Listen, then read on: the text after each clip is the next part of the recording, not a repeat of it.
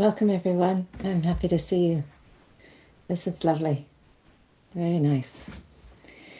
Um, I am simultaneously live streaming on Facebook, so this is the first time I'm doing this, where it's both with you and with them. And so what I'm going to do is what I have been doing is offer a guided meditation and then a brief reflection. And then if you're still happy to participate and to continue with the inquiry, then we can go into inquiry afterwards. And so I'm just delighted to see you again. It's lovely.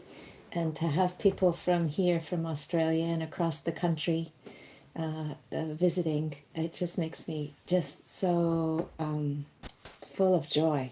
It's a very nice thing. So wonderful. What I want to do, to begin with is a little meditation that I did when I'll give you a little bit of a context first, and then I'll lead you into the meditation.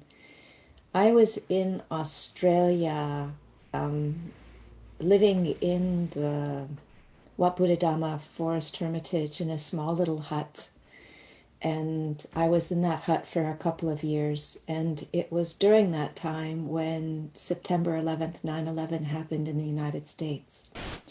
And as it turned out, I had planned months in advance to be scheduling a weekend retreat with Subhana, who's a wonderful Zen meditation teacher and Vipassana teacher.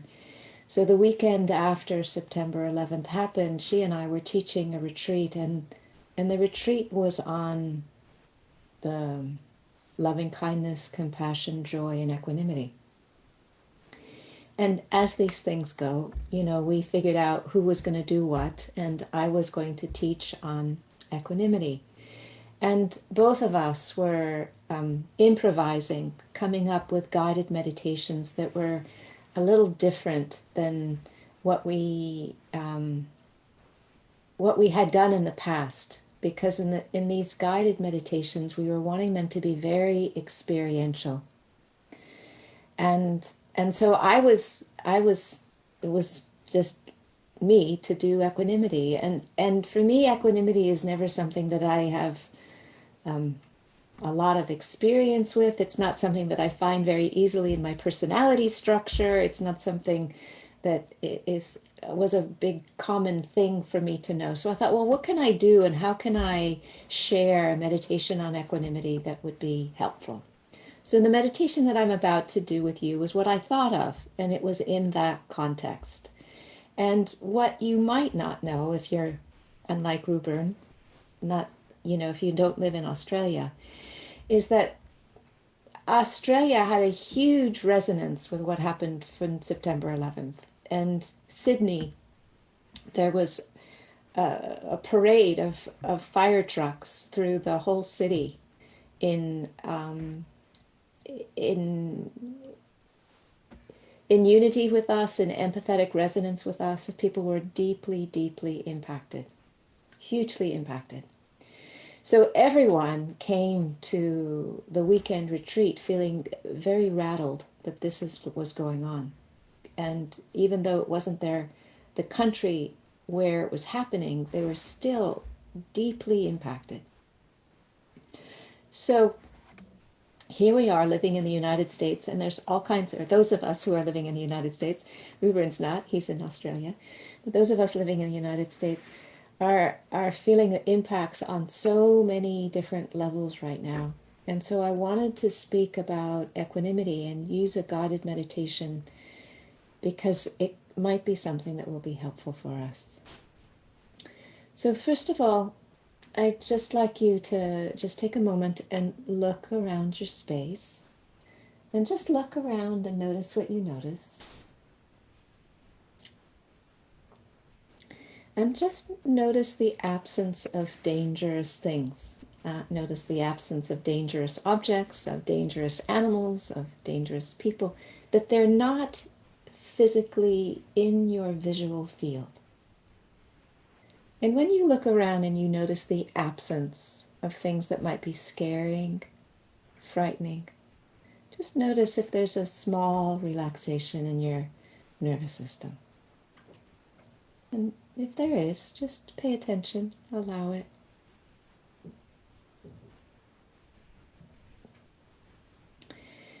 And now just let your eyes settle on something that is pleasant, that's beautiful, that's comforting, that maybe even has a really positive memory associated with it. You look at it and there's a really warm feeling that you have.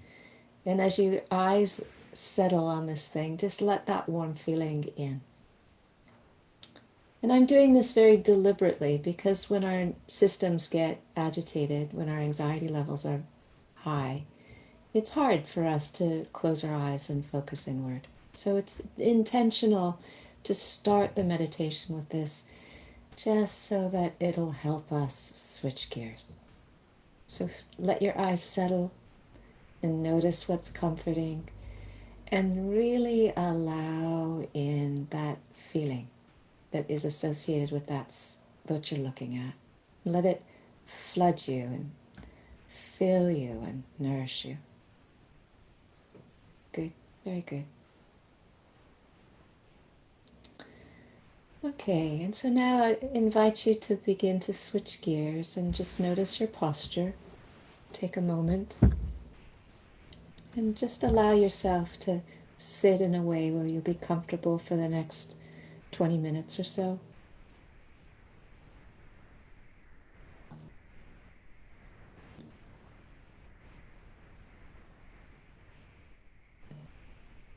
Just take a moment to relax your forehead and your shoulders.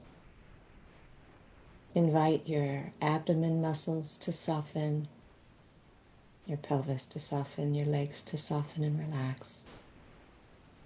You can just take a couple of breaths, and with the in-breath, just feel the air nourishing, and with the out-breath, just to continue to invite relaxation.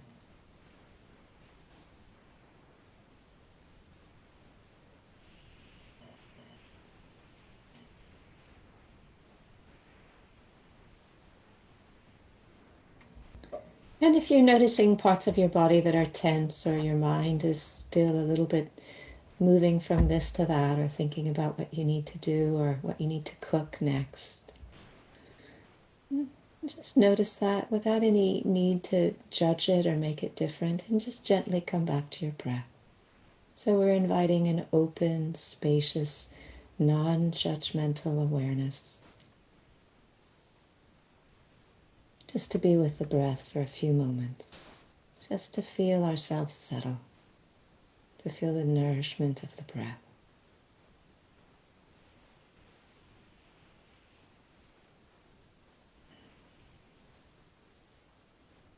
Very good. Lovely. Now I just want you to imagine you are a mayfly. So this is an imaginary meditation where we take different things and we imagine what it might be like to be them. So we start with a mayfly, a little bug, usually that shows up around May, at least here in the United States, when we've got the seasons the way they are here. And its whole lifespan is a month. So just imagine if you were a mayfly and you had just a month to live from the time you were born to the time you would die. The kinds of things that you'd be interested in. What you'd be focused on, what you'd be interested in, what you would not be interested in.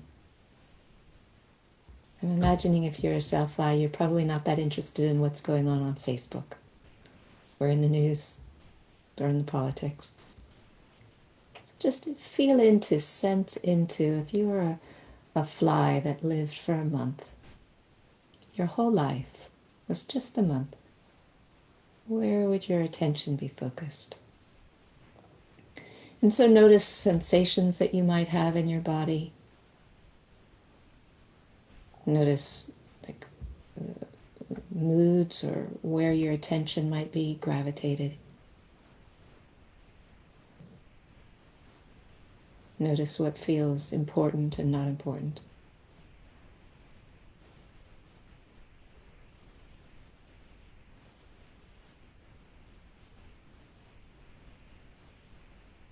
notice as you're looking at what's important, what's not important, what you don't have any interest in at all if you're a mayfly.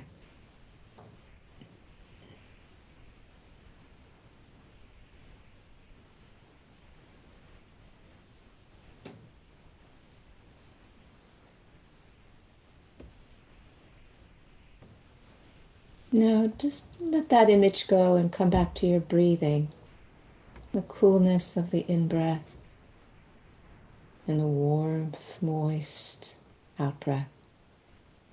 Allowing the in-breath to renew and restore.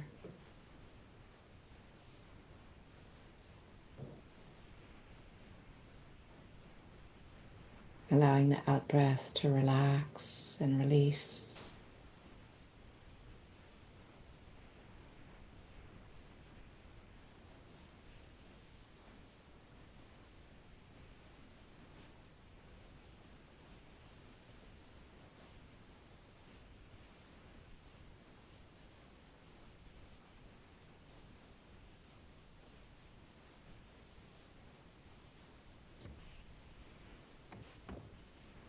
Now imagine that you are an elephant in a national park in South Africa that's protected. And there's savannas, and there's forest, and there's mountains. You've got a very large body as an elephant. Imagine what it might feel like to be an elephant in this protected national park and game reserve in South Africa. And your lifespan is around 80 years old. What it might feel like in your body, the places that you might visit, the things that you might be interested in, what might concern you or frighten you or scare you, cause you sadness. As an elephant living in South Africa.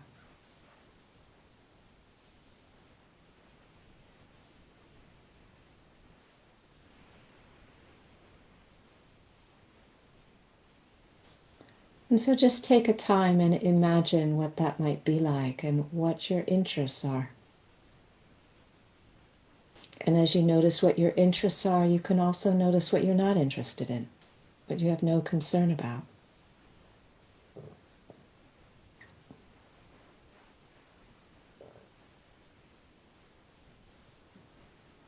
What you notice happening in your body. Noticing what emotions that you feel. Noticing images that come into your mind.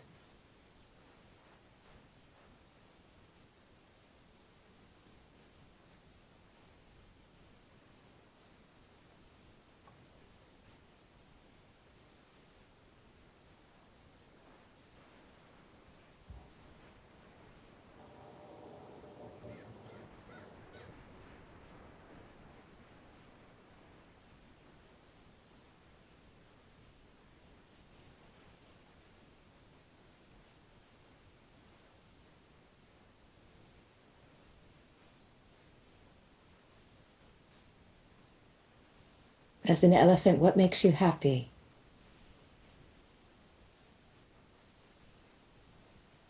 Or what makes you sad or scared or distressed? Notice and notice the impact on your body as you allow these different images to come to mind and to float through.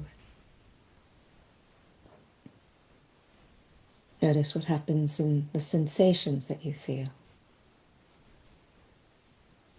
If there's any changes in your breath.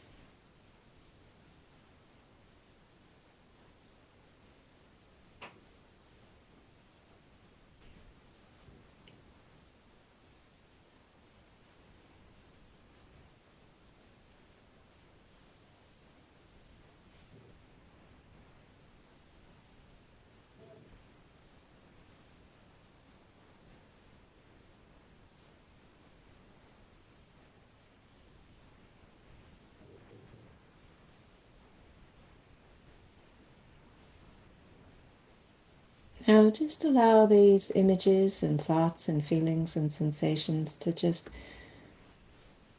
fall away, and again, turn your attention towards your breathing. It's the nourishing in-breath and the soothing and relaxing out-breath.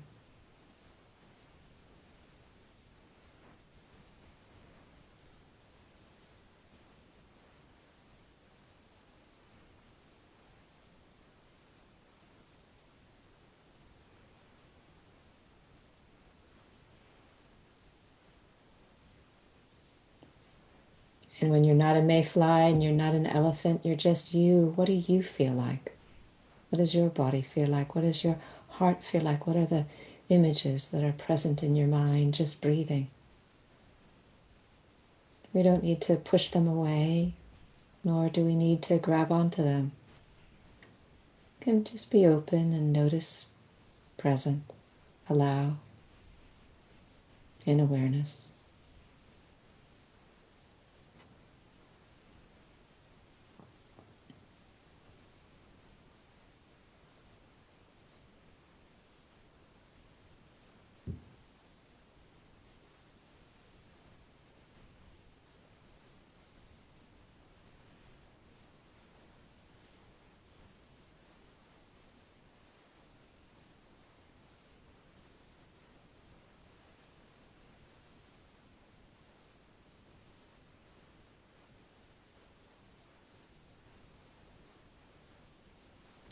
And now I invite you to imagine you are an old redwood tree, a redwood tree that's 2,300 years old, part of a grove that's been there for millions of years. Your roots are deep and they span a really wide span. Your trunk is wide, maybe 25 feet across in diameter. And maybe you stand 360 feet into the sky. Your canopy is full, luscious.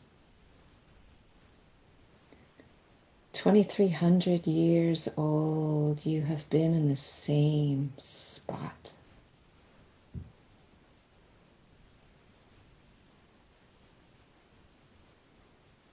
You've seen hundreds of generations of people come and go.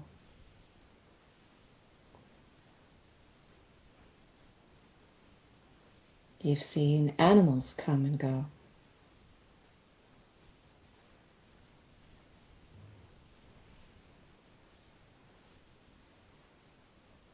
You've seen civilizations come and go. You've weathered storms, you've weathered fires, you've weathered droughts. You've lost elders in the forest. Magnificent, grand, great beings that have been even older than you. You felt the jolt when they fell and the empty space when they were no longer there.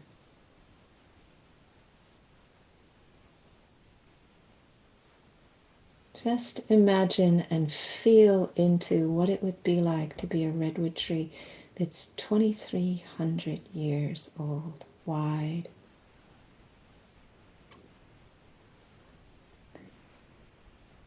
and tall, and roots that go deep and span and are interconnected and linked with other elders, with juveniles, with brand new trees that are just getting started. What does it feel to have this kind of time?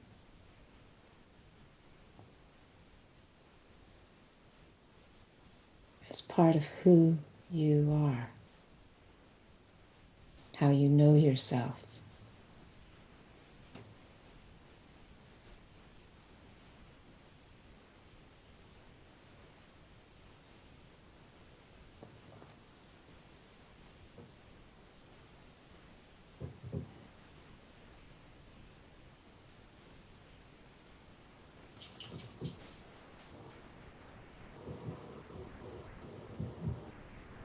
Notice what you notice. What happens in the sensations in your body? What happens in the intensity of the emotions in your heart? What happens in the images in your mind?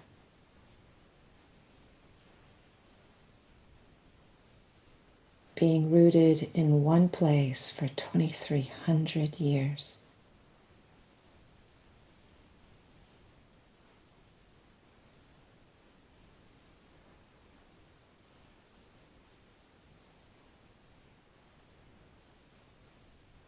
Beauty with springtimes, with winters, with storms.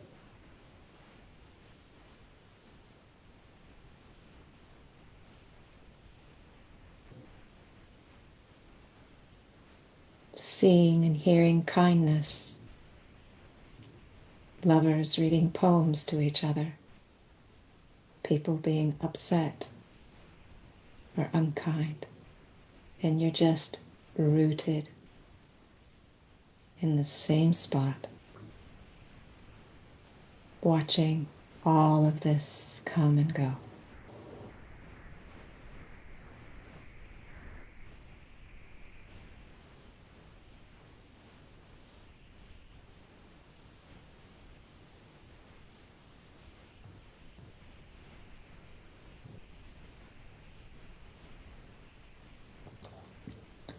Now leave the image and the feeling and the felt sense of being a tree, a redwood tree, an ancient redwood tree. Come back to your own breath, your own in and out breath, letting it nourish and restore, allowing the out breath to relax and release and let go.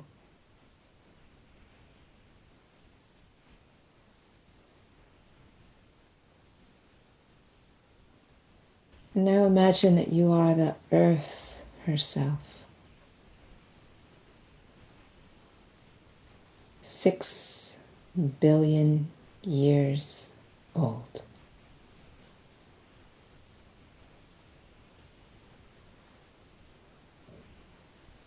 The center is still molten lava.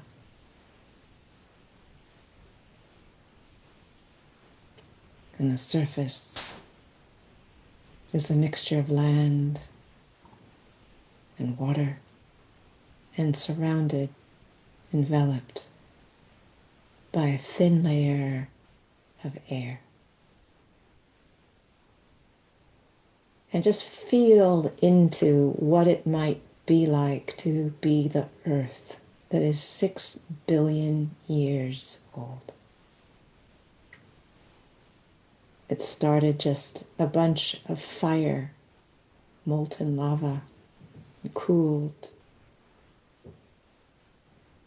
You've seen continents come and go and change. You've seen mountains come and go and come again. You have borne witness to every single living being that has ever lived. You have been present at every single death.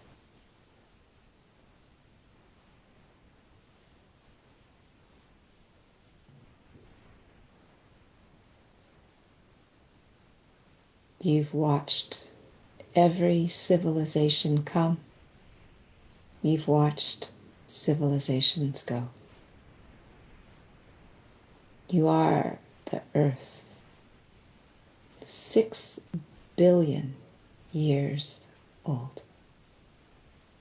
You have been present for every single act of care, of kindness, of generosity.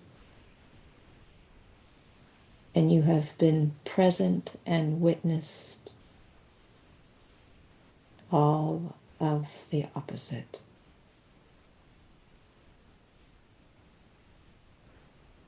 You've seen the saints the enlightened ones.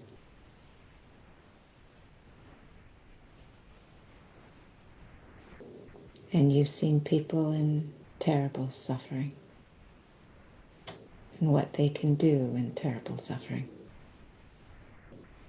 The earth, 6 billion years old. What does that feel like?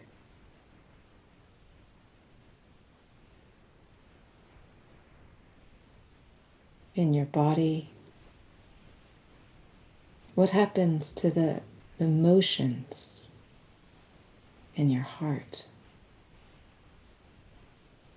What happens to the perspective in your mind when you are the earth?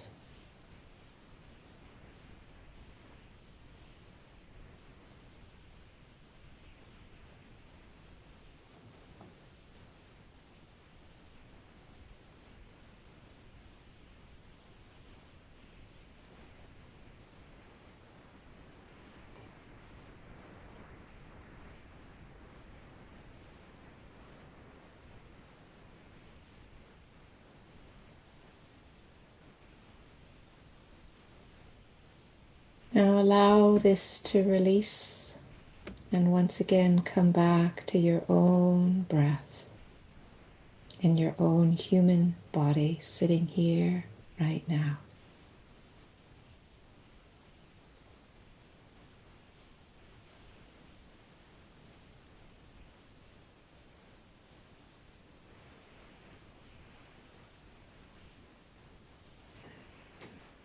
Allowing yourself to be nourished by the in-breath.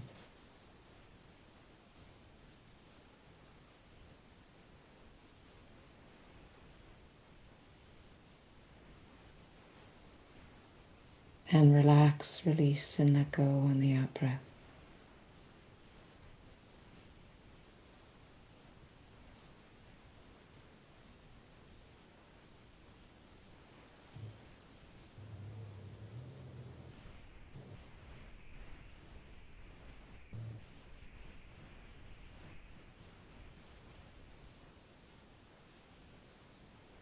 What do you notice now?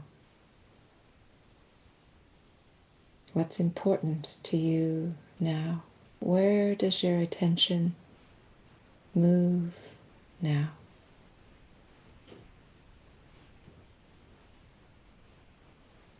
What's the quality of your heart and the mood now?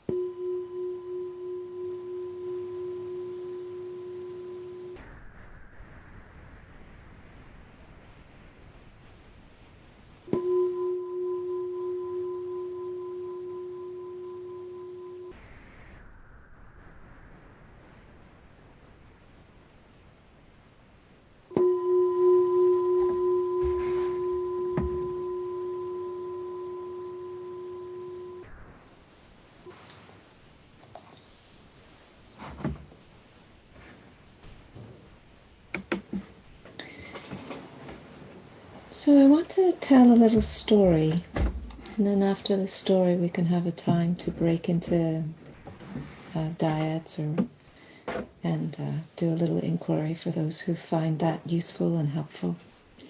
But this story also takes place when I was in Australia. So I was staying at Wat Buddha Dhamma in this hermitage on this national park. And the access road to Wat Buddha Dhamma was on a dirt road, and there was a gate near the paved road. So there was only the Wat was the only property that had people that was coming and going on it. And this hermitage was on this spectacular land that I felt very, very pleased to be there, very, very grateful, very pleased to be there. And it was the first time that I'd ever spent an extended period of time in such a remote wilderness area. And I loved it.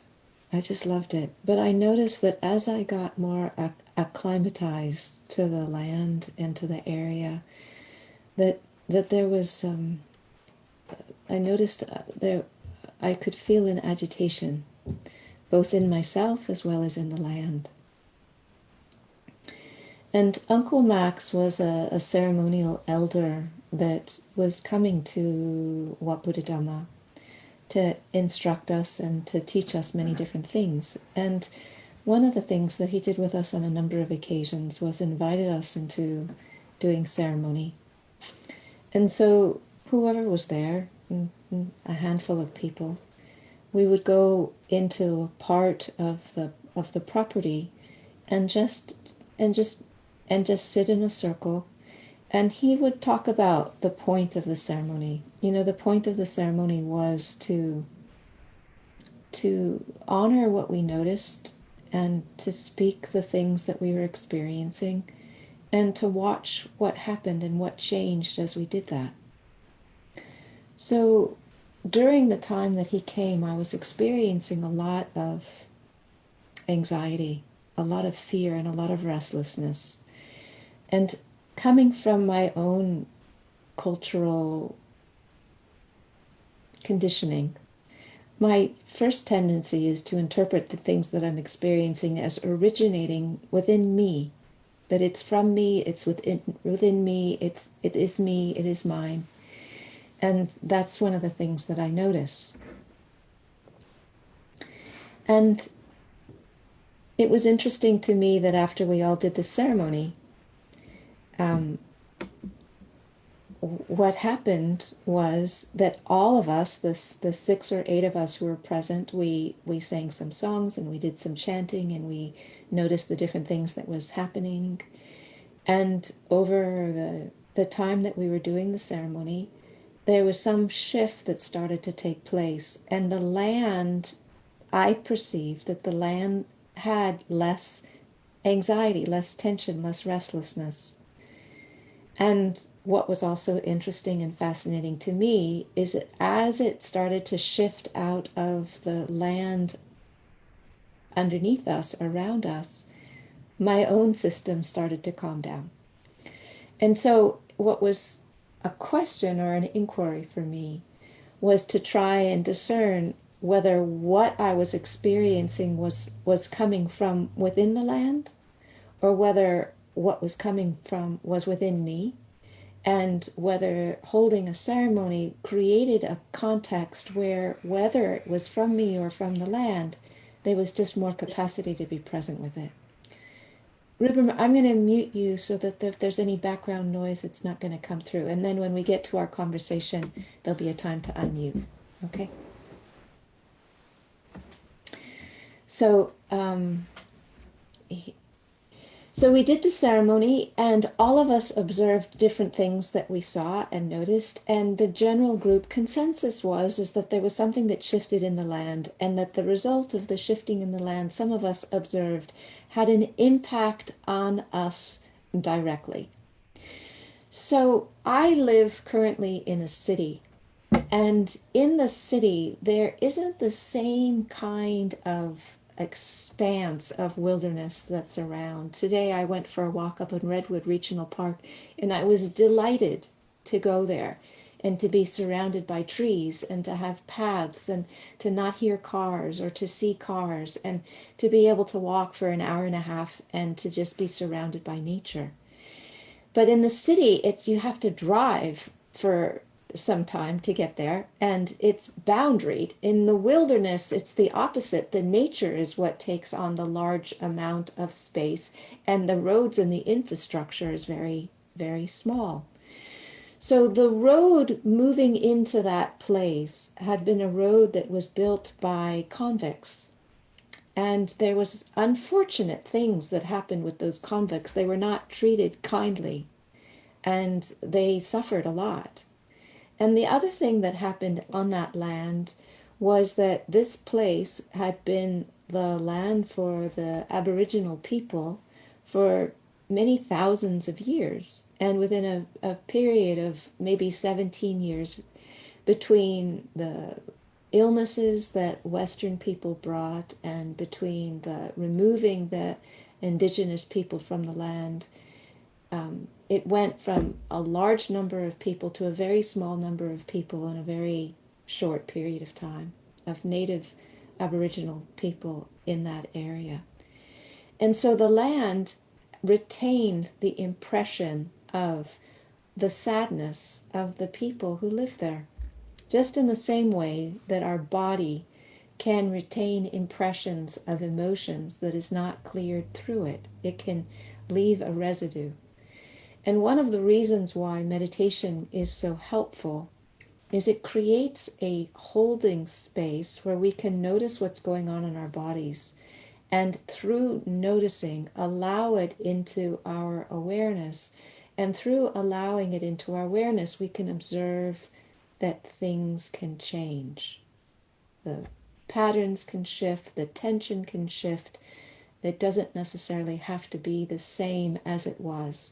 But what's necessary is this open awareness that is willing to witness. And so the land I experienced was very much like an extension of my body in this way, in that there could be impressions that were residue in the land, and that when together we created a holding for it, then we would notice that there were things that shifted. And we could notice it shifting by the birds that were coming, or the wind that was coming, or the feelings that we had. And even though all of it was subjective, it was our own internal sense of what was going on, there was a sense of a collective experience of this, what was happening, and a feeling of lightness that was emerging both through the people and what we were sensing in the land. So I bring this now because right now we're in a situation where we're in an interdependent relationship with the land around us, and we are experiencing the stress of the land around us. We're also experiencing the stress of our own circumstances. And sometimes I go to, like I did today, to Redwood Regional Park, and the earth helps me relax and rest and restore. And sometimes when I'm in nature, I sense that the meditation that I do also has a reciprocal relationship with the land. And in an Aboriginal Australia, they have the term of singing up the land as a way of referring to what happens to land when you do ceremony on it. When you chant and you do ceremony and you do specific things that bring your attention to the value and the importance of the land. And while singing up the land has been an important part of the Aboriginal culture, we don't have a similar thing that we do as Europeans or Westerners or people living in North America. And we have our meditation practice, but it's often the case that there isn't the same sense of reciprocity between what's happening in my body is happening in my mind, and what's happening in my mind, I'm feeling it in my body. So what I wanted to do now is for anybody who is willing or wanting or curious, is to shift gears and to do an inquiry about how do you experience the relationship between your body and your mind? And do you notice a relationship between how you are feeling and what's happening in the environment around you. So,